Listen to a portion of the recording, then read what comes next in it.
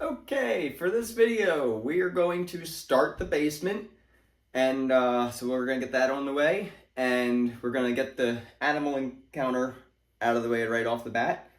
These guys are some of the corn snakes that I have. The guy on my arm is Saccharine. He is a candy cane corn snake. And this boy is an albino corn snake. He might have something else in him, but he was a rescue, so I'm not exactly sure what he has. He is an adult, so he is as big as he is going to get. As you can see, he's no bigger than about a quarter. Um, if that. At his thickest, he's about a quarter. And these guys are the best starter snakes out there, hands down. The only ones that would rival these are maybe like a male boa, something that doesn't get very big, that has a really good temperament, or something like a Russian rat snake, because everyone I've ever met are absolutely amazing. These guys are some of the cheaper snakes on the market, and they're some of the most underrated snakes. They stay small. They eat just about anything. It's going to be hard pressed to find one that doesn't want to eat. They're so explorative. They love to get out. They love to be handled. They love to explore. And they come in every color of the rainbow.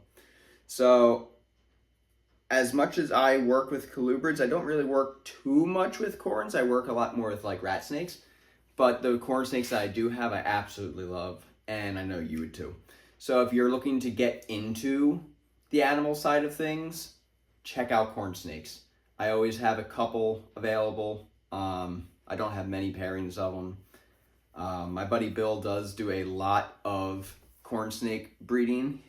His business name is Mythic Pets. Definitely check him out. But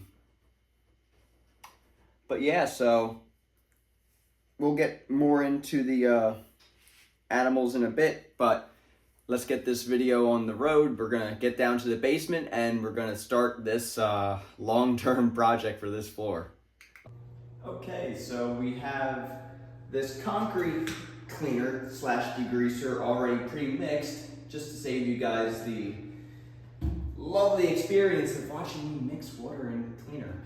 But we're gonna take this, we're gonna do this section of the pad to test it out, see how it comes out. The only parts that really need to be scrubbed are this giant stain here where Tegu used to be. And we're gonna see if we can get most of the stains up. And yeah, so we're gonna go from there, and I'll probably be working at about 10 speed. So enjoy the show.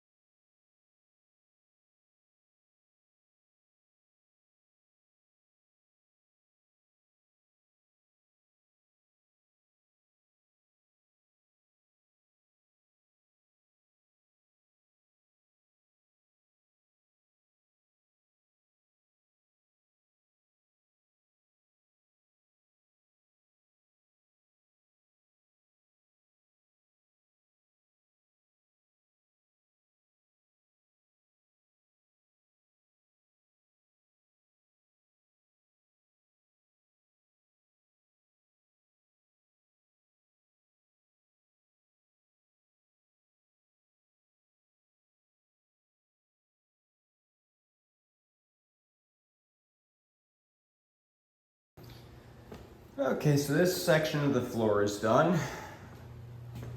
Doesn't look too much different. I mean, all this looks great. Doesn't look like it in the video, at least from what I'm seeing as I'm filming it. But this is much cleaner, like ridiculously cleaner. That is still there though. I mean, it came up, a lot of it came up, and it might fade away a little bit when this all dries. But I think I'm gonna go after that again. Might have to put my spike shoes on because I don't want to put footprints on the clean stuff, because this is not getting touched again until the next step, which is etching the concrete. But I think I'm gonna put my spike shoes on and come over here and see what we can do there.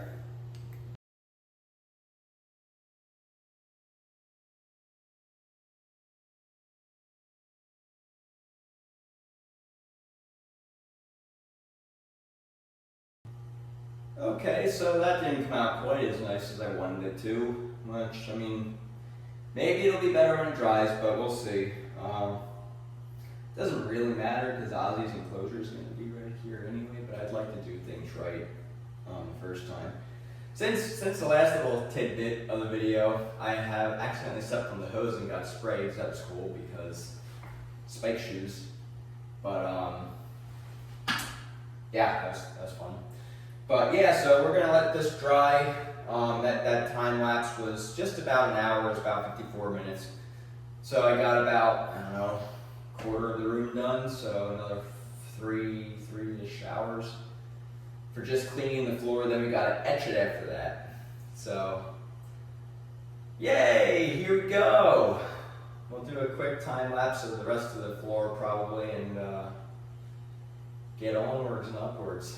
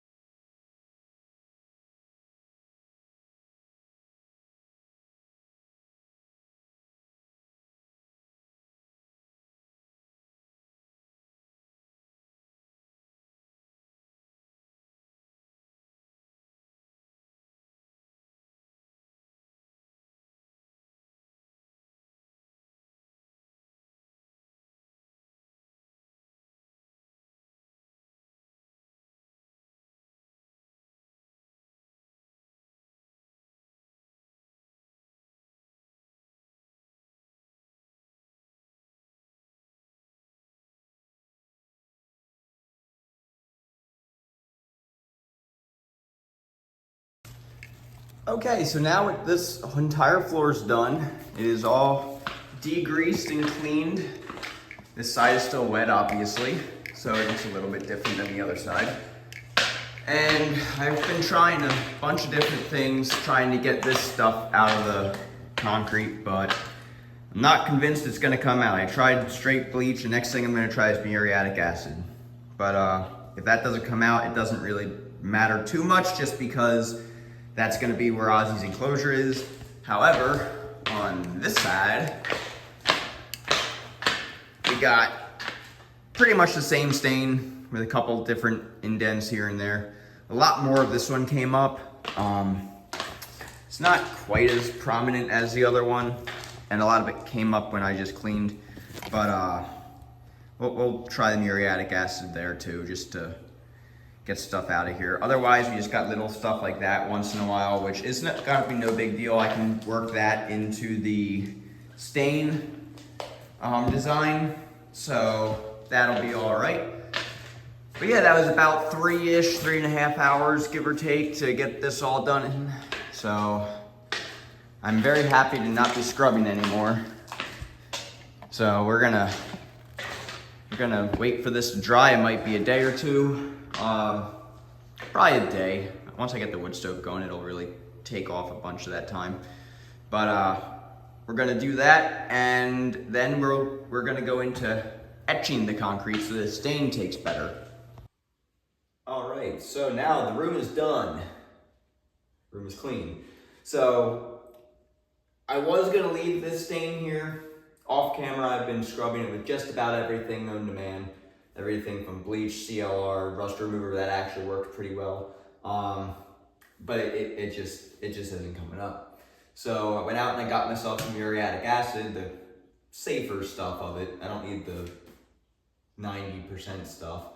But never used this before. I've used hydrochloric acid with stuff before, but never quite this stuff. So I'm not very familiar with it. All I know is it can be some nasty stuff.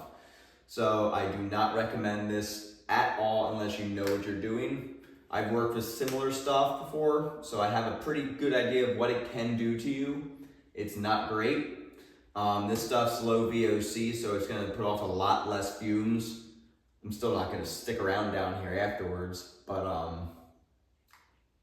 yeah, so to put this into perspective, the bottom of that piece of tape is how much I need to go to 26 ounces. I only need this much. It's 2.4 ounces. And they say to leave that on here for 5 to 10 minutes and then rinse it off and get rid of it. I'm just gonna spray this on. I'm gonna scrub it a very little bit, and I am going to spray it off right away because leaving it on there is for etching concrete. I don't want to etch this yet. I literally just want to lift this stain out of here. And every concrete degreaser I've tried hasn't worked. Every bleach, every CLR, every rust remover hasn't really done that much. So we're trying this. After this, I'm leaving it be and I'm going to work it into the pattern of the floor.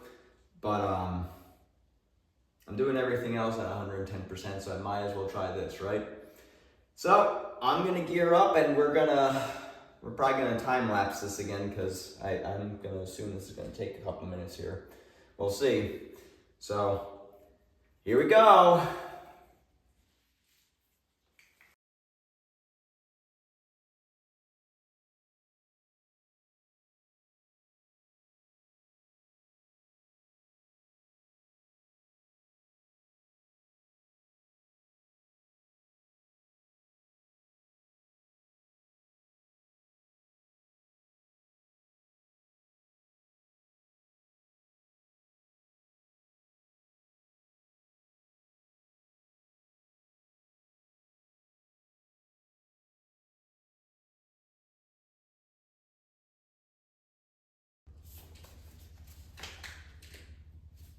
Well, this definitely did not work the way that I wanted it to. I was really hoping for something better than this. But, like we said, I didn't let it soak in because I didn't want to etch the floor more than I absolutely had to yet. That is the next step. But, I mean, it got lighter. It definitely got lighter. Oh, God, but this stuff over here, that's crazy dark still. Which, this section here is going to be underneath Ozzy's enclosure anyway. So it doesn't really matter. But it would have been nice to have it great because on the other side, that's going to be the same problem as here. So I'm going to have to get creative with my staining process to try to incorporate stuff like this into the stain design so it doesn't just look like you stained over a stain. All right, so we're back to the corn snakes. I said I was going to do a little bit more on these guys, so here we are. So again, this is Saccharine. He is a candy cane corn snake. He is a male. So he won't get very big. He'll stay somewhere between 3.5 and 4.5 feet approximately. He will probably never get as thick as a quarter. He definitely will never get as thick as a $50, but if he ends up being a big boy, he might be as thick as a quarter. Somewhere between a nickel and a quarter at his thickest will be about it. But corn snakes, like I said earlier, are some of the best starter snakes. They are always exploring. They are always on the move. They love coming out. They're very sociable creatures. And they won't break your bank. They don't ever need anything huge as far as enclosures go. They will do just fine in, if you have a male, a smaller male, like a 40-gallon tank will be just fine if you want to spoil them, or you can get like a 4x2x2. And they will be extremely happy. The more they're out, usually, at least in my guys' cases, the happier they are. They will hang out with you absolutely all day. And, oh, hey, you coming over? You're coming over. And they are always curious. And they're also always hungry. They will pretty much always eat. Saccharine here eats even when he's in shed. So you never have to worry about that. That's like a ball python or something. These guys are more along the lines of king snakes with their appetites. At least mine. There's always an exception to the rule, but a rule of thumb with these guys is that they're generally good eaters. Where you going? Don't hide from the camera. Come on over here, buddy. But yeah, since he is a candy cane, he is essentially line bred albino. But yeah, these guys are absolutely adorable. They're absolutely amazing in every way, shape, and form. And they are definitely one of the most underrated snakes right now. Why are you hiding? Why are you hiding, buddy? Whee!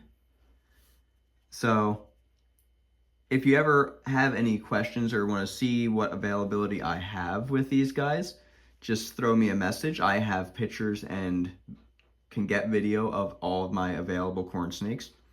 Some of them are actually saccharine here's half brothers and sisters. I have all sorts of different ones.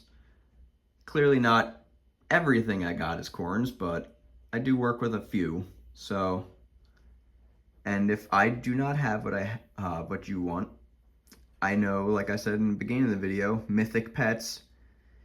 His name is Bill. He has amazing animals, and between him and I, we have just about a little bit of everything. And the coolest thing with corn snakes is if you're looking for a specific pattern, a specific design, a specific color, chances are there's a morph for that. They've got just about everything going in them. Stripes, spots, colors of all sorts, darks, lights, rainbows of sort. So something for everyone in corn snakes. You gonna say bye, Saccharine? He's like, no, man. No, I'm on the way. I'm on the way. I'm going. I don't know where I'm going, but I'm on my way. Where are you? You gotta say bye, buddy. There you go. Okay, so even though the stain removal did not go as planned, to say it correct nicely, we're gonna keep on trucking on. This is a mixture of 1 gallon of water and a citrus etching powder. That's all they call it. I don't know what it actually is, but this is going to open up the pores in the surface layer of the concrete, and that's going to allow for the stain to penetrate much better. So we're gonna wet all this down because this stuff has to stay wet while it activates, I guess, while it digs. So we're going to, normally you would just spray it down and then just touch it up here and there. I'm gonna pre-wet the entire floor and then do it. And then we're going to neutralize it afterwards, because although this is a citric base, it is still an acid and it will still continue to eat the concrete, and it'll create a white powdery mixture that is extremely hard to get off if you do not neutralize it. So we're going to get this all wet down. We're gonna spray this lovely stuff on it. And then we're gonna just touch it up. We gotta wait 10 or 15 minutes to let it completely activate and everything. And after that, we'll be back to the video. So here we go.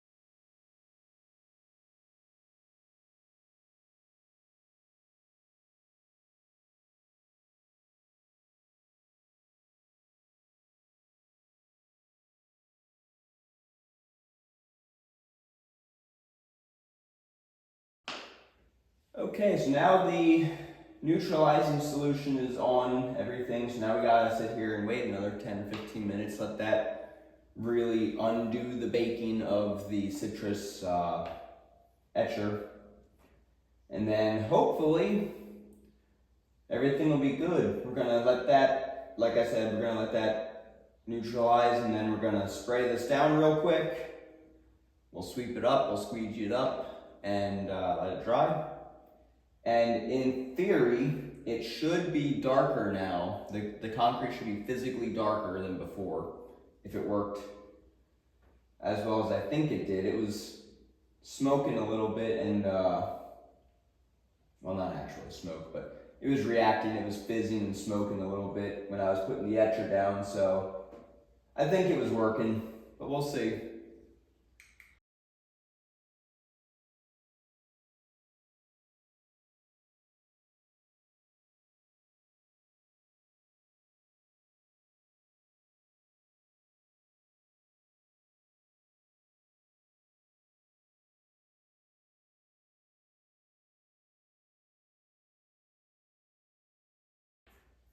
Alright, so everything's all swept up and everything. It looks good. It was acting pretty good the entire time, but there's still a couple suds and stuff coming up, so I don't think it's completely neutralized, so we're going to hit it with one more dose of neutralizer, and then we're going to do the same thing. We're going to let it sit. We're going to spray it down. We're going to squeegee it up. We're going to sweep it up. I would much rather be safe than sorry on something like this, so... And I got plenty of stuff left for this section, so we're gonna hit it one more time.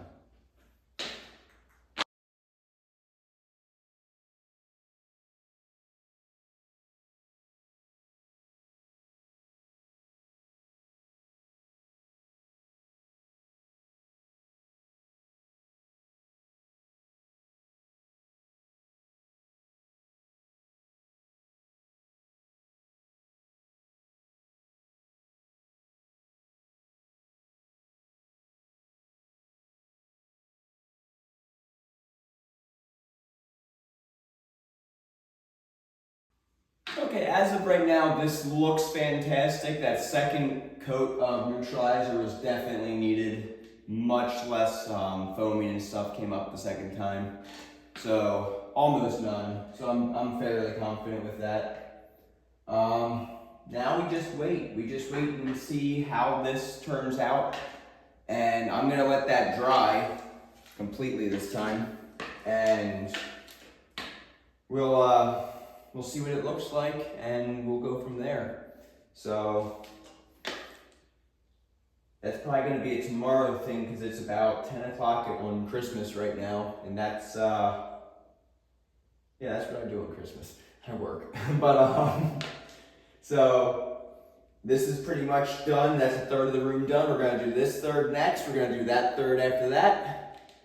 And then it gets into the actual color staining, the really cool part that I'm super, super excited to do. So hopefully this all went great. This is a different color than this. Either tomorrow morning or later tonight. I don't know, it might even be later tonight, we'll see.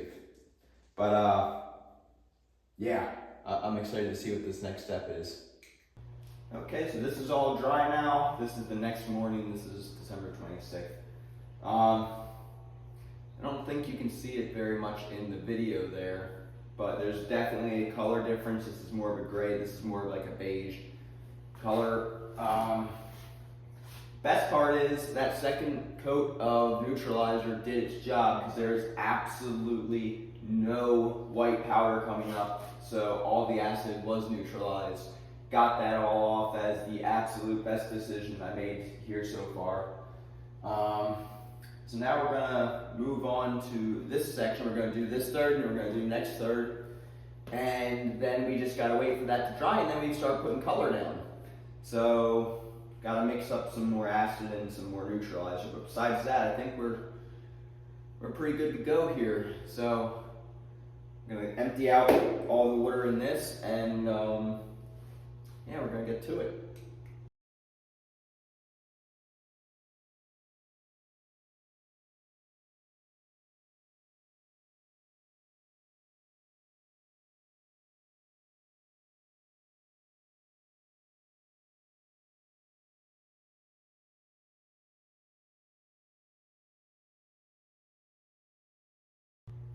So right now we're waiting for this guy to dry, but we ran into a little bit of a problem.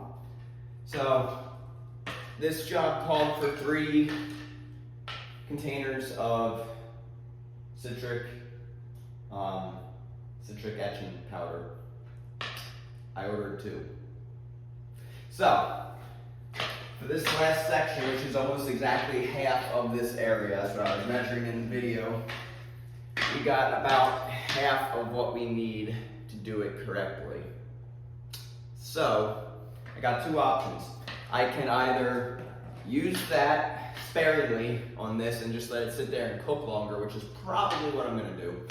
Or I can risk it looking different, which you will see in the end of the time, at the end of the drying process, and use muriatic acid, but then I'm gonna have a line here that's different color than this, and it's gonna be different color than that, and it's gonna be a nightmare.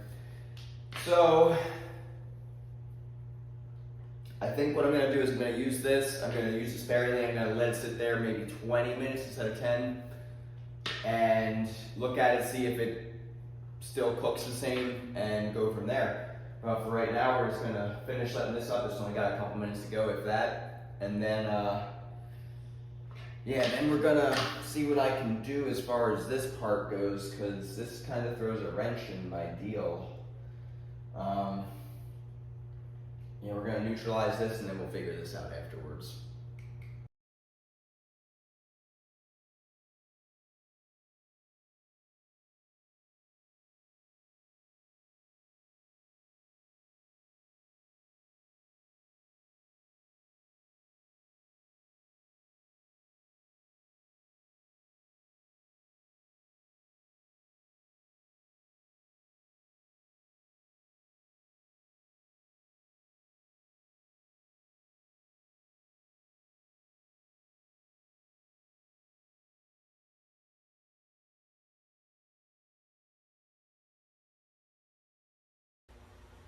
Alright, so this is finished, that's finished.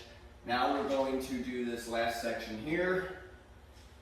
I am really hoping that I'm going to be able to make this work.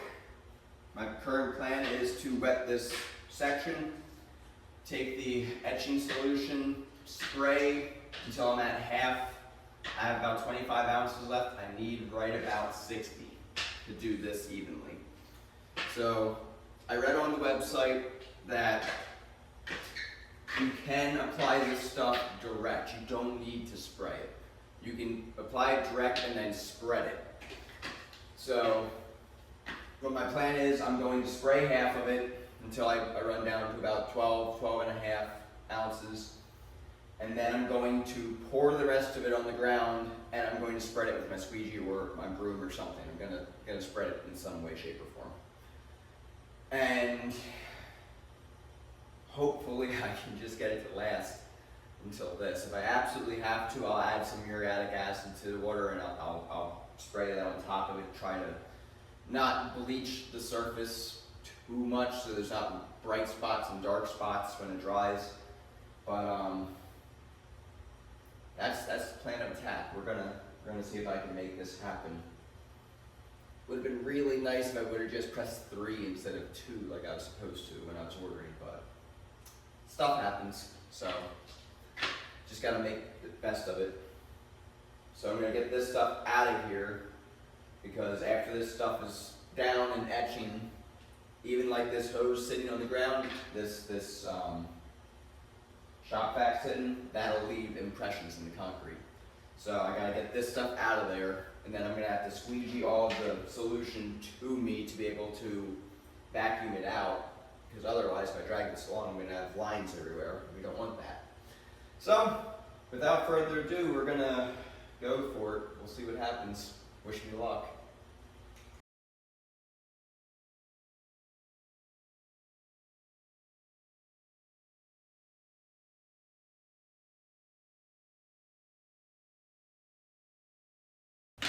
Okay, so we just barely made it. We got to about here and it started spitting a little bit, but got this section done and everything's there. So this section really wanted to dry really fast, so I had to already wet it once.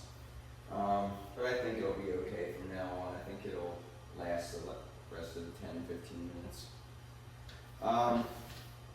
It's bubbling and hissing, so I mean it should be plenty to etch it. We're gonna see afterwards how the first neutralization goes, see how many bubbles and stuff are in there. If it takes more than one, if it takes 2, we should be pretty good. So I am really, really hoping that this worked the first time around. That would be absolutely amazing. Oh, look at that. the straw of the sprayer bottle came out.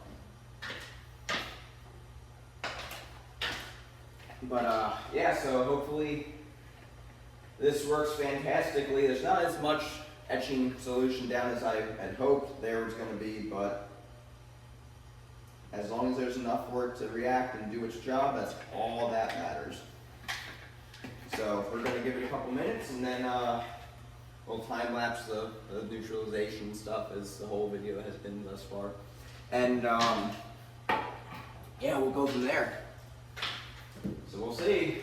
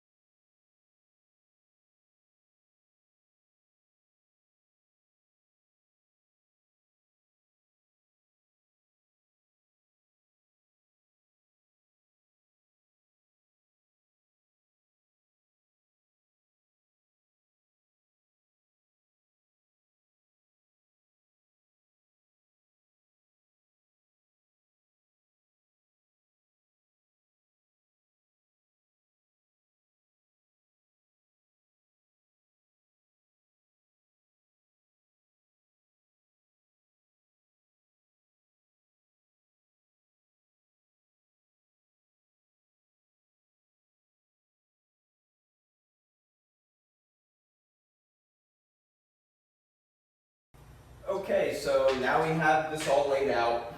This is the pattern that I'm going to be following for the blue and the green of the stain for the floor, the colors. What you see on the floor is, it's not some marker or something, it's literally just Miracle Grow. Miracle Grow contains a lot of metals and whatnot, which this stain specifically reacts to copper, which Miracle Grow has a lot of in it for plants. And everywhere where this is, anywhere that I spray this stain on, it's going to deepen the color, and it's just going to turn out much better. Afterwards, this is all going to get swept up, so it'll just leave the stain of the Miracle Grow within it, and it'll bleed out into the other color, so it'll make it seem like there's a feathering effect. So I guess without further ado, I guess we do this. So I got all of my stain already in my jugs over here, so I just need to grab them and start spraying away here. So the plan is for this thing to look like a riverbed going through the room. So what I'm going to be doing first is I'm going to be putting down the blue, obviously on top of all the Miracle Grow. And then afterwards, I'm going to be putting down seagrass, which is what's in here right now, which is a teal color. So I'm going to be taking the blue and I'm going to be feathering it out with the seagrass, and then I have a brown that's going to go around it as ground. So here we go. This is going to be the start of the fun part.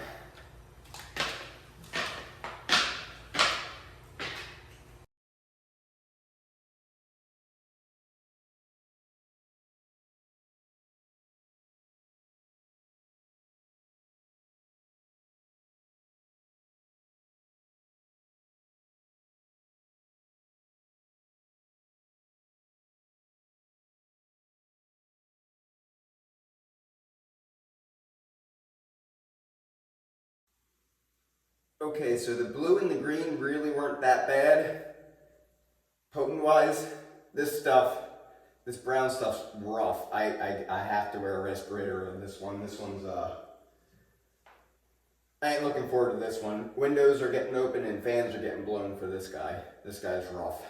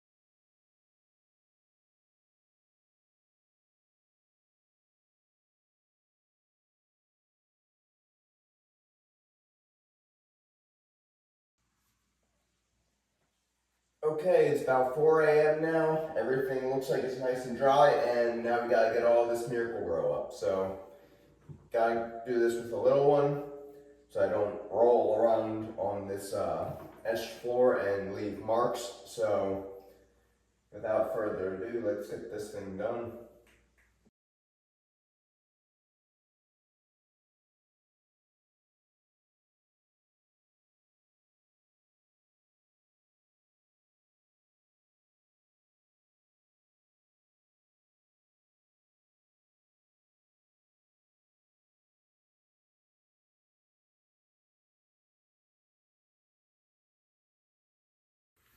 And that brings us to the end of part 1 of this video.